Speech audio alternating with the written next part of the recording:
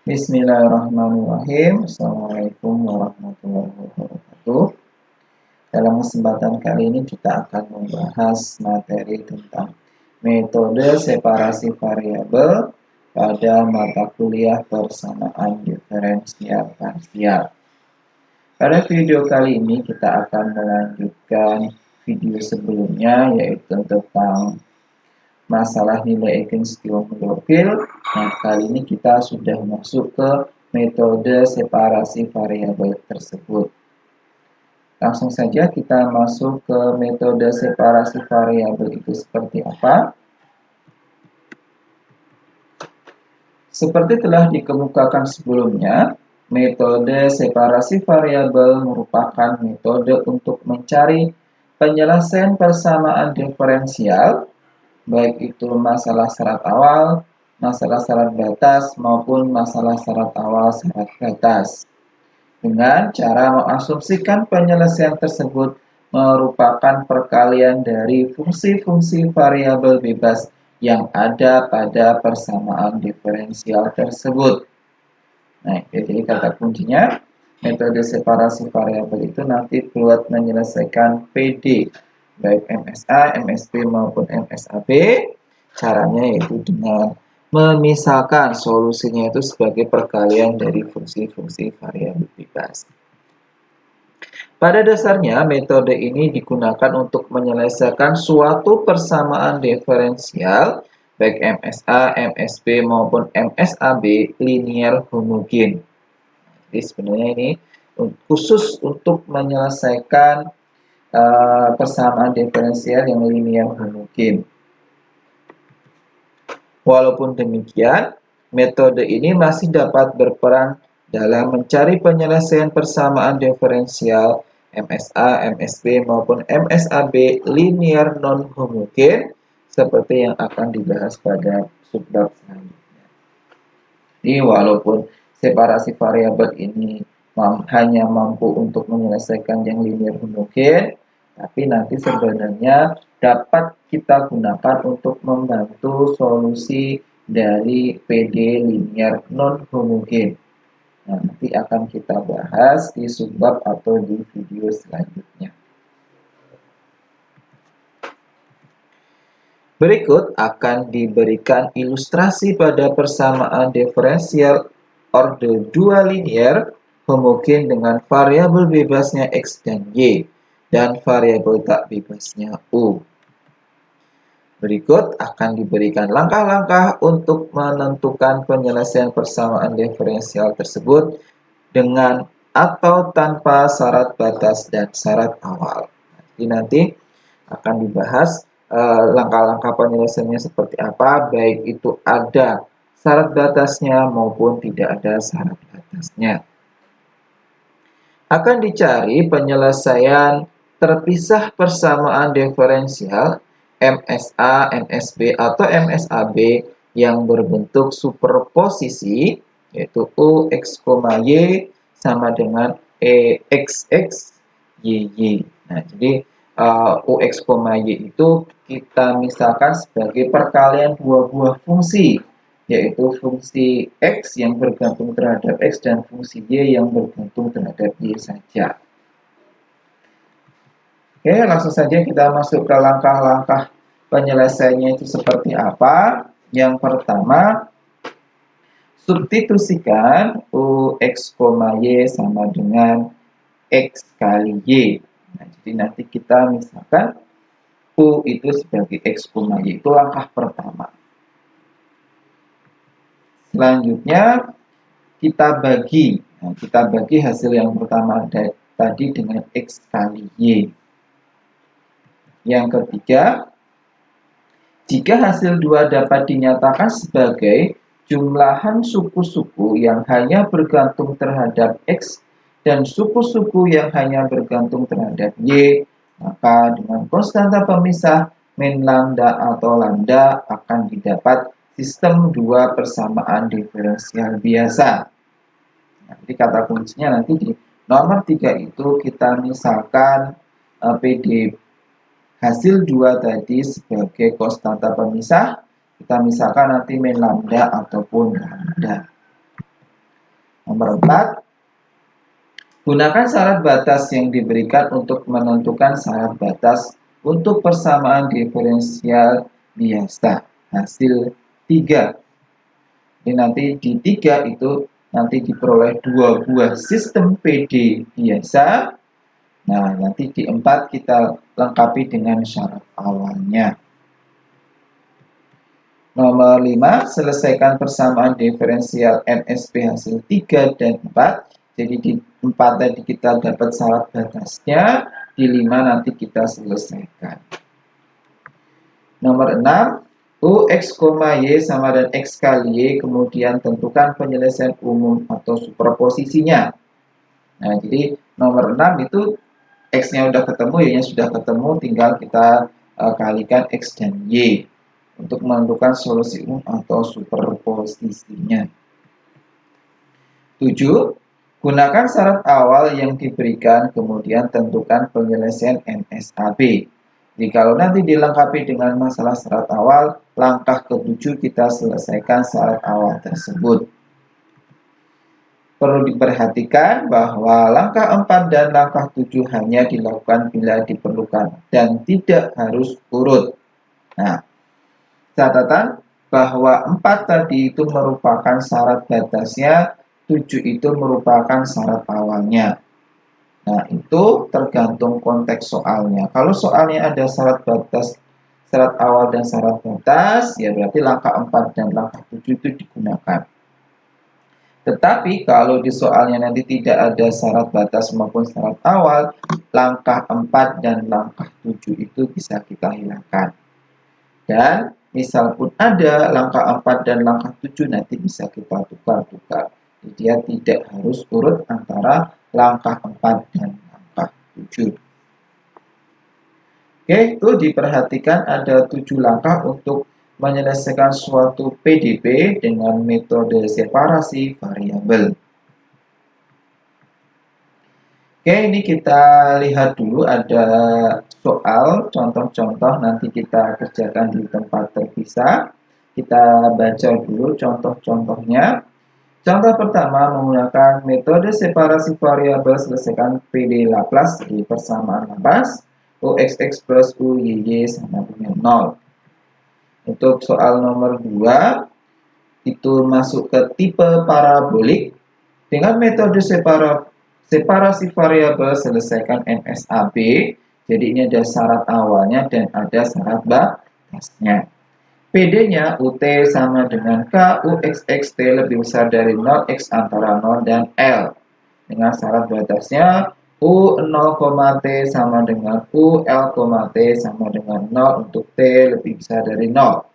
Dan syarat awalnya, UX,0 sama dengan 1, di mana X-nya dari 0 sampai L. Yang ketiga itu tipe hiperbolik, menggunakan metode separasi variabel selesaikan MSAB 1/C² ITT sama dengan YXX. T lebih besar dari 0, X dari 0 sampai L. Terus Y0, T sama dengan YL, T sama dengan 0 untuk T lebih besar dari 0. YT X,0 sama dengan 0, X dari 0 sampai L. YX,0 sama dengan Fx, X-nya dari 0 sampai L. Nah, ada 3 buah contoh, ini nanti mau kita kerjakan di tempat yang terpisah. Oke, diperhatikan pembahasannya sekarang contoh-contoh tersebut. Kita kerjakan contoh 1, tadi ada 7 langkah, kita mulai dari langkah yang pertama, yaitu kita misalkan solusinya tadi, UX, Y itu kita misalkan solusinya itu X dikali dan dengan Y. Nah, terus kita substitusikan U ini ke PD kita, di sini persamaan Laplace. Harus kita tentukan dulu UXX dan UYY, kita tuliskan di bawahnya. UX dulu, UX turunkan terhadap X, maka ini jadi X aksen. Y-nya karena konstanta, dia berarti dia tetap Y. UXX sekarang diturunkan lagi, diturunkan jadi X double aksen X, Y-nya diturunkan ya tetap Y. Terus UY berarti kita turunkan terhadap Y, X-nya konstanta, maka dia tetap X. Nah, Y-nya jadi Y aksen. Terus UYY, berarti ini X-nya tetap, Y-nya diturunkan lagi. Oke, ya permisalannya. Nah, sekarang lalu kita substitusikan ke PD kita. Ke sini. UXX-nya tadi sama dengan X double aksen kali Y ditambah, ya ini OXX-nya ya. Terus sekarang yang UYY-nya ini X dikali Y double aksen Y sama dengan 0. Oke, seperti itu. Misalkan ini kita beri persamaan 1. Sekarang kita masuk ke langkah nomor 2. Langkah nomor 2 tadi kita bagi hasil 1 dengan X kali Y. Kita bagi 1 dengan X kali Y.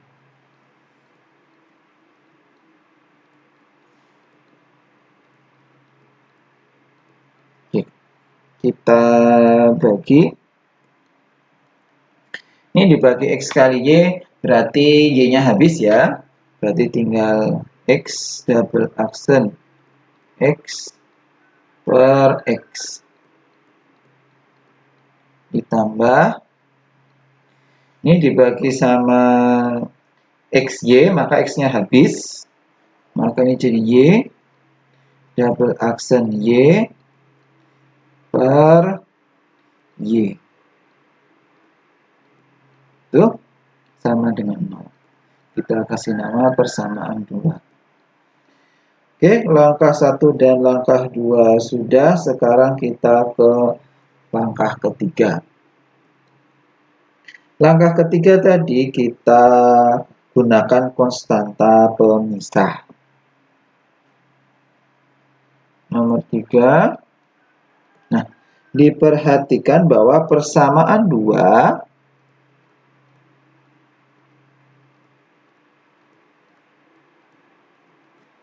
merupakan jumlah dari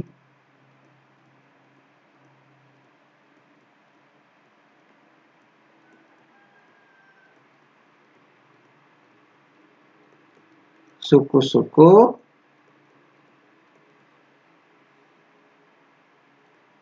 yang hanya bergantung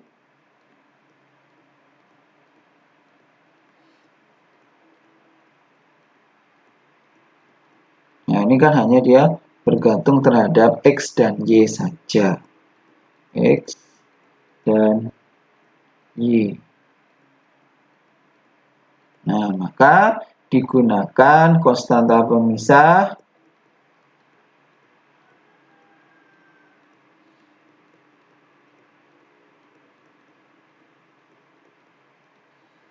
Nah, konstanta pemisah ini kita simbolkan lambda.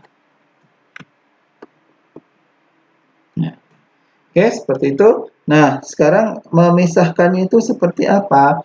Nah, kalau kita lihat di sini itu ada 2 buah suku. Kalau yang depan ini kita misalkan sebagai lambda, kan? Maka yang belakang ini bisa kita misalkan sebagai min lambda. Maka benar nanti hasilnya sama dengan 0. Konstanta pemisah itu seperti itu. Suku yang depan kita misalkan sebagai konstanta lambda, suku yang belakang kita misalkan sebagai konstanta min lambda. Oke, maka dari langkah 3 dengan menggunakan konstanta pemisah kita peroleh X double aksen X per X itu sama dengan lambda ya, dan yang Y, double aksen Y per Y, itu tadi kita misalkan sebagai min lambda. Lambda dan min lambda. Kita kasih persamaan 3. Nah, sekarang kita ke langkah nomor 4. Nah, coba langkah nomor 4 tadi apa? Langkah nomor 4 itu berkaitan dengan masalah syarat batas. Nah, di sini tidak ada syarat batasnya ya di soal, maka langkah 4 kita lewati. Sekarang nomor 5. Nah, nomor 5 tadi kita tinggal menyelesaikan persamaan 3 dan 4. Nah, kalau 4 nggak ada ya berarti bagaimana menyelesaikan persamaan 3. Nah, kita ubah dulu nih persamaan 3.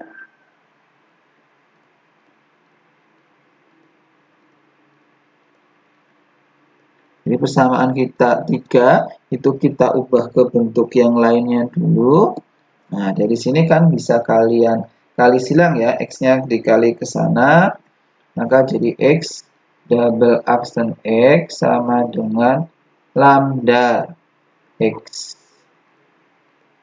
Kalau kita pindah ke kiri, maka jadi X double aksen X min lambda X itu sama dengan 0. Nah, itu yang depan, yang bersamaan X-nya. Nah, sekarang yang Y-nya seperti apa? Nah, yang Y-nya juga seperti itu, nih dikali silang ke sana. Ini Y, double aksen Y, sama dengan min lambda Y. Nah, pindah ke kiri. Nah, jadi Y, double aksen Y, sama plus ya, jadi kalau pindah ke kiri plus lambda Y sama dengan 0.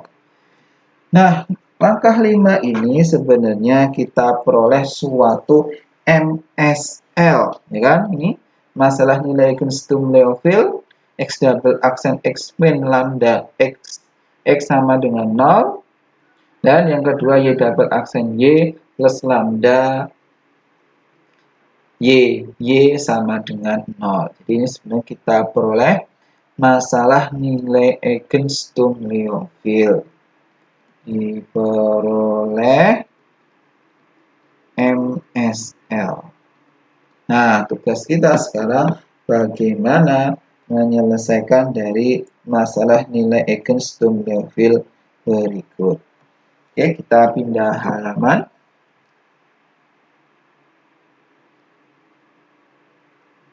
Nih, kita akan selesaikan 2 MSL tadi langsung saja secara paralel. Kita tuliskan dulu MSL kita tadi, yaitu X double aksen X ditambah, atau yang X tadi minus ya, minus lambda XX sama dengan 0. Itu yang pertama. Terus yang kedua yang Y double aksen Y plus lambda Y sama dengan 0. Nah, sekarang kita selesaikan MSL ini menggunakan 3 nilai lambda yang berbeda. Karena lambda di sini elemen real, maka nanti ada 3 kemungkinan. Lambda sama dengan 0, lambda sama dengan atau lambda kurang dari 0, dan lambda lebih besar dari 0. Kita mulai yang pertama menggunakan lambda sama dengan 0. Untuk lambda sama dengan 0, itu nanti kita cuma memperoleh X double aksen X sama dengan 0. Maka nanti solusinya merupakan fungsi konstan. Maka bisa kita tuliskan X nanti solusinya itu A1X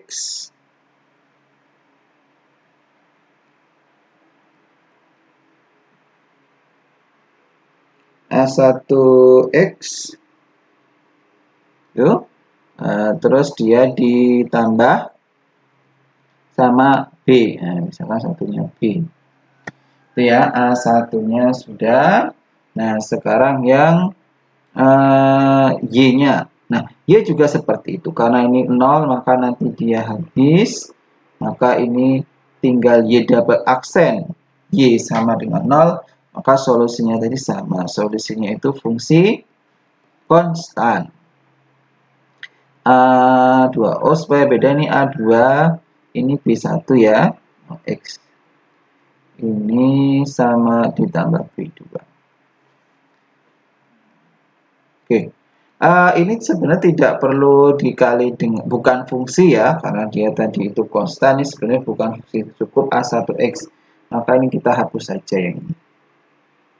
Oke, itu sudah diperoleh untuk lambda sama dengan 0. Sekarang kita masuk untuk lambda kurang dari 0. Yang B itu untuk lambda yang kurang dari 0. Coba sekarang kita bentuk dulu persamaan karakteristiknya biar kelihatan solusinya seperti apa. Persamaan karakteristik.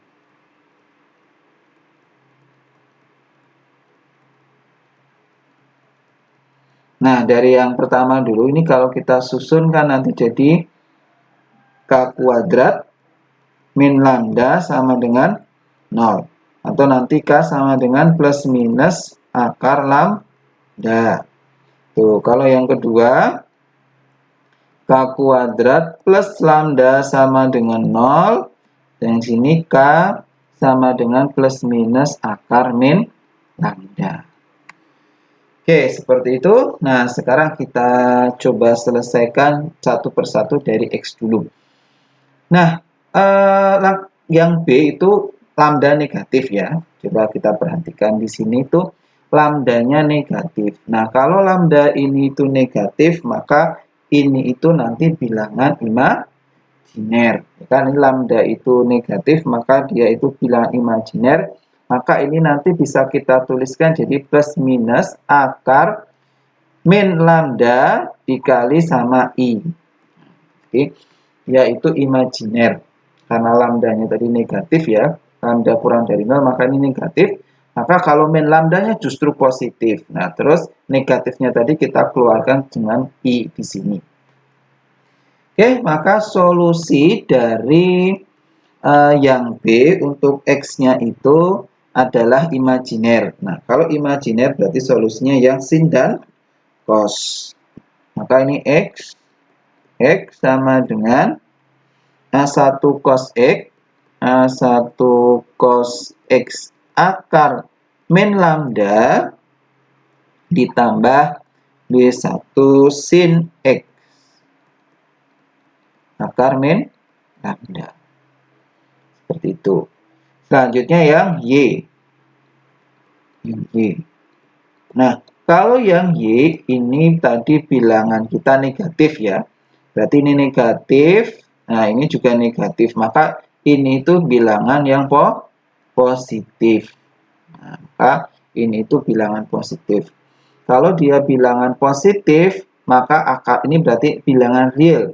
Kalau bilangan real, solusinya berarti tinggal yang E pangkat X. Kita tuliskan dia jadi A2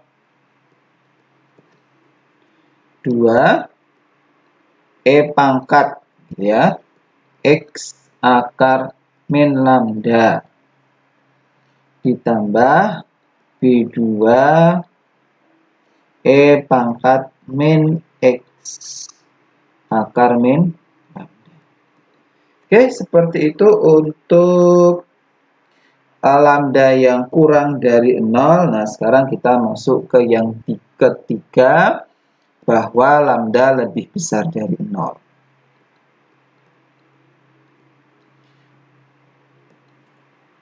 Ini X sama dengan.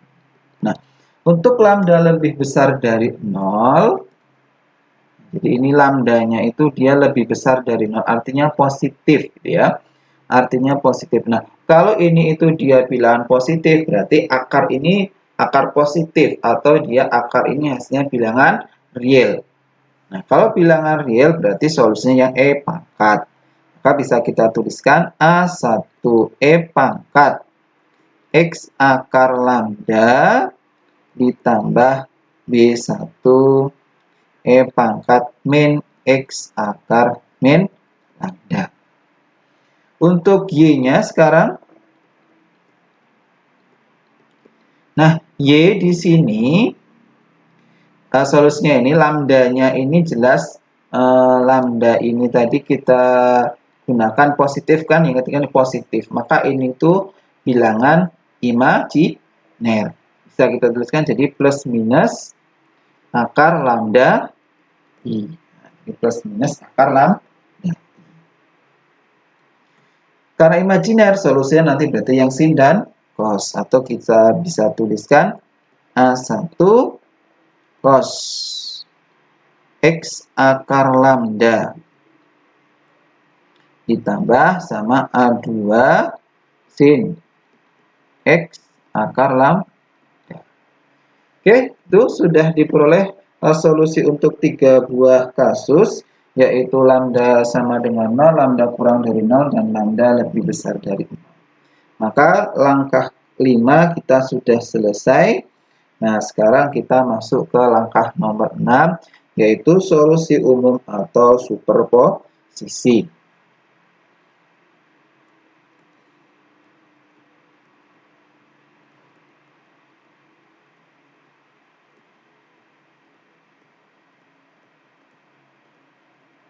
Nah, untuk superposisi atau solusi umum itu tadi tinggal mengalihkan antara nilai X dan nilai Y. Karena tadi kita punya X, Y itu sama dengan X dikali dengan Y.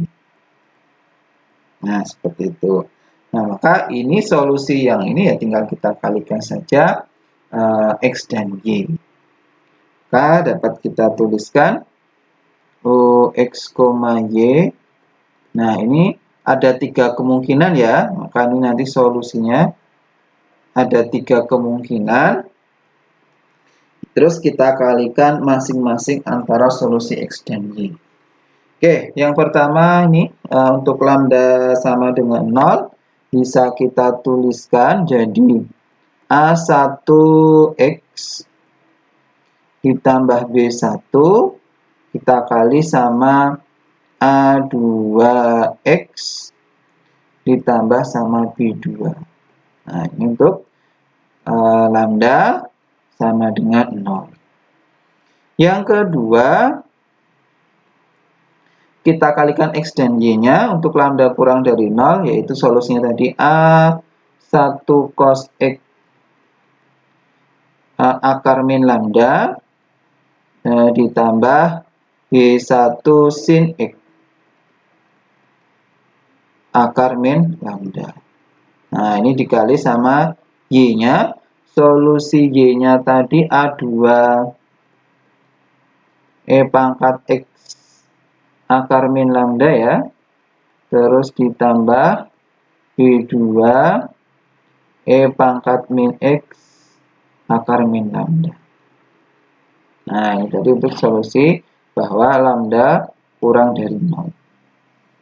Oke, kita ke yang ketiga, yaitu lambda lebih besar dari 0, yaitu A1 E pangkat X akar lambda ditambah B1 E pangkat min X akar lambda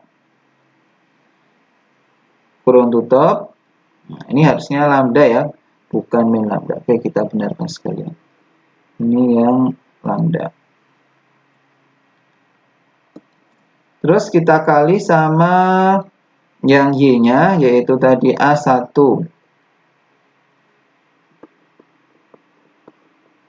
A1 cos X akar lambda ditambah A2 sin X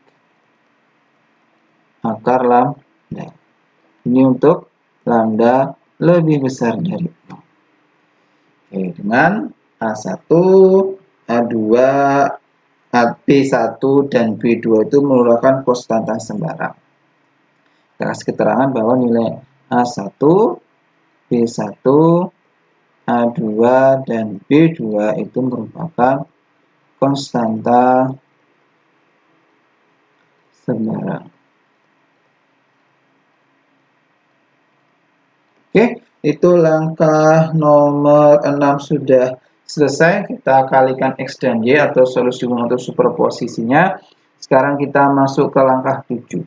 Nah, untuk langkah 7 itu ada jika ada syarat awalnya. Nah, di sini tidak ada syaratnya. Awalnya cuma PD saja, maka langkah 7 tidak kita. Oke, itu ya. Jadi sudah kita kerjakan langkah 1 sampai langkah ke-7 diperoleh solusi umumnya. Untuk contoh nomor 2 dan contoh nomor 3 nanti akan kita bahas pada video selanjutnya. Sekian pembahasan kali ini, semoga bermanfaat. Wassalamualaikum warahmatullahi wabarakatuh.